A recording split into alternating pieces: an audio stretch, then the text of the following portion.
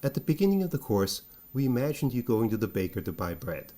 You're exchanging money for bread, and the money must mean less to you than the bread, otherwise you wouldn't have traded. But for the baker, the money must mean more than the bread, otherwise the baker wouldn't have let go of the bread. In that example, we encountered for the first time the idea of surplus. In a voluntary trade, both parties are becoming better off. They both gain surplus. Then we encountered Basil and Sybil in Puddletown. And even though Sybil was better at everything, she could still benefit by trading with Basil, and he could benefit by trading with her. That's because they were trading based on their comparative rather than absolute advantage. And as we developed the idea of comparative advantage, we developed the tool of production possibility curves, which gives rise to one of the most important ideas in economics, the idea of opportunity costs. Everything we do in life has a cost. We always give up the opportunity to do something else. That cost could involve money or time or energy, but there's always a cost to everything we do. And when people do the best they can given their circumstances, it must mean that they do whatever they're doing until the marginal benefit is equal to the marginal cost. In many ways, all of economics is built on that idea. People do the best they can given their circumstances, which implies they must be doing this. We then applied that idea in output markets and input markets. In output markets, households buy goods, and they might pay different prices for those goods.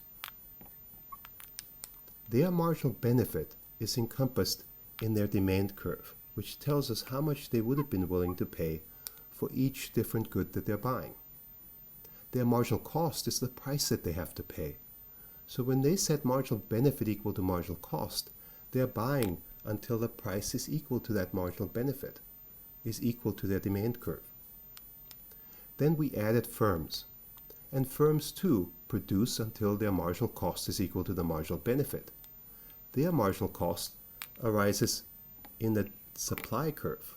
We showed that the supply curve is in fact derived from the marginal cost curve. The marginal benefit of selling goods to them is the price that they receive. So they're going to produce until the price is equal to their marginal cost, which is the supply curve. Then, in this simple diagram, we saw the emergence of an equilibrium price. We saw that there were forces at work that would drive the price to this equilibrium price, and that at that price, overall surplus was maximized.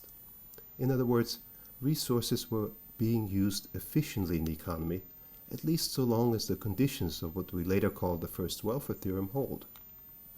We said that even an omniscient and all-loving social planner, someone we called Barney, would not be able to do any better by choosing how much to produce. The market is producing the efficient quantity, and it is guided by the price signal. That's the magic of prices. Prices coordinate people's actions on a massive scale so that surplus is maximized. But each person only needs to know their own individual circumstances and observe the prices.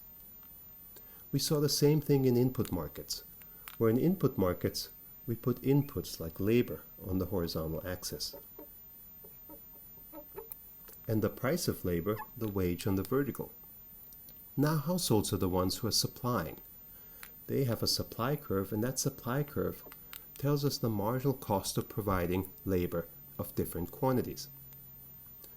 The marginal benefit of providing labor is that you get to take home a wage. Workers work until the marginal benefit, the wage, is equal to the marginal cost of working. And firms are the demanders of labor.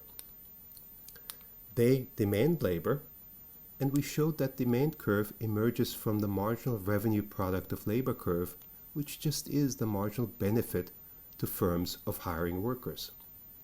The marginal cost to hiring workers is the wage that you have to pay. So firms will hire workers until the marginal cost, the wage, is equal to the marginal benefit as expressed in this demand curve. Again, an equilibrium emerges, this time an equilibrium wage, and that wage once again maximizes overall surplus so long as those conditions of the first welfare theorem hold. So prices play an extraordinarily important role in the world. They facilitate cooperation on a massive scale. And so one of the key lessons of economics is the role that prices play in the world. We then applied that to other circumstances. We applied it to markets that may operate in different geographic regions, perhaps the rest of the world and the US. And we showed that unless there's some reason for a compensating differential to emerge, the law of one price has to hold. In other words, prices will equalize across markets. We saw that idea in financial markets when we talked about bonds and interest rates. The law of one price governs the relationship between bond prices and interest rates, and we saw that bond prices will move inversely to interest rates. We also saw it in international trade even when we took into account exchange rates. So when we talked about exchange rates, we saw that a concept called purchasing power parity emerged. Purchasing power parity says that in the long run it must be the case that trade in these output markets settles the equilibrium exchange rate. The equilibrium exchange rate itself emerges from the laws of demand and supply. People demand currency and they supply currency, and at that intersection the equilibrium exchange rate emerges. And in the long run it has to be anchored through the idea of purchasing power parity, which was just an example of an application of the law of one price. But we also saw it on this side of the circular flow diagram, where we said in trade with financial markets, it must be that the law of one price holds. And so exchange rates oftentimes adjust much more quickly on this side of the circular flow diagram, even though they are anchored by purchasing power parity on this side. Finally, we thought about what happens if there's a disturbance of that price signal. In particular, we observed that governments use taxes and subsidies.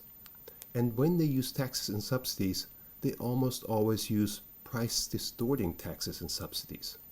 So those policies distort the price signal, the very thing that was necessary to achieve that massive cooperation that maximized social surplus to begin with. So we thought about taxes, we thought about subsidies, and we thought about price regulations. And in each case, we discovered what should be intuitive once we realize the important role that prices play. Prices provide the signal that creates the cooperation, and if that signal is disturbed, deadweight losses emerge, inefficiencies emerge, and social surplus is no longer maximized, at least so long as the conditions of the first welfare theorem hold.